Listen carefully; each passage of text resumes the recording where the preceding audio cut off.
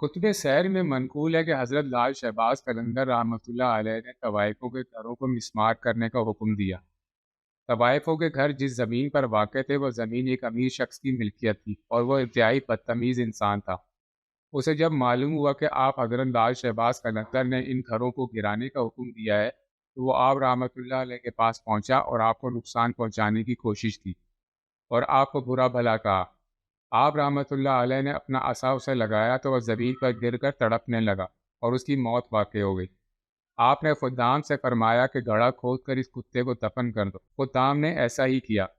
پھر حاکم سیون کے پاس اس شخص کے کچھ عزیز و اقارب روتے ہوئے گئے اور آپ رحمۃ اللہ علیہ کی شکایت حاکم سیون سے کی۔ روایات میں یہ بھی منقول ہے کہ حاکم سیون خود سپاہیوں کے ہمراہ حضرت لال شہباز قلندر رحمۃ اللہ علیہ کو گرفتار کرنے کے لیے آیا اور آپ سے ایک بے گناہ کے قتل کے متعلق دریافت کیا۔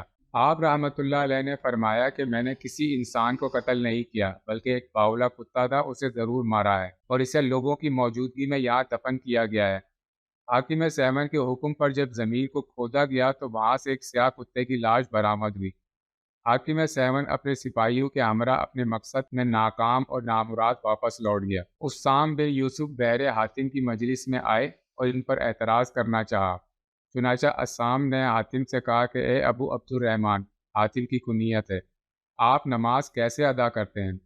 حاتم ان کی طرف متوجہ ہوئے اور ان سے کہا کہ جب نماز کا وقت ہوتا ہے تو میں کھڑا ہوتا ہوں اور پہلے ظاہری وضو کرتا ہوں پھر باطنی وضو کرتا ہوں۔ اسام نے کہا کہ ان دونوں وضوؤں کی صورت کیا ہے؟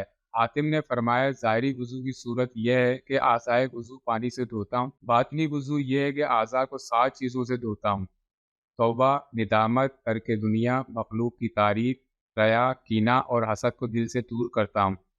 اس کے بعد میں مسجد جاتا ہوں اور اعضاء کو بچھاتا ہوں اور کعبہ کو دیکھتا ہوں، یعنی کعبہ میرے پیش نظر ہوتا ہے اور امید و یقین کی حالت میں کھڑا ہوتا ہوں اور اللہ تعالیٰ مجھے دیکھتا ہے اور میرے دائیں طرف جنت اور بائیں طرف دوزخ ہوتی ہے۔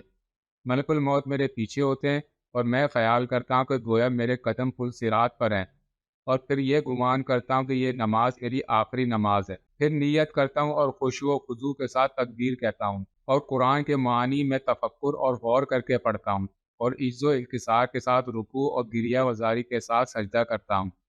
اللہ کی رحمت کی امید پر تشہد پڑھتا ہوں اور اخلاص کے ساتھ سلام پھیرتا ہوں۔ اسام بن یوسف نے پوچھا کہ اس طرح کی عبادت کب سے کر رہے ہو؟ تو حضرت حاتم نے کہا کہ میں 30 سال سے اسی طرح نماز ادا کر رہا ہوں۔ یہ سن کر اسام زار و قطار روئے اور کہا کہ یہ ایسی چیز ہے کہ آپ کے علاوہ دوسرا اس پر قادر نہیں ہو سکتا۔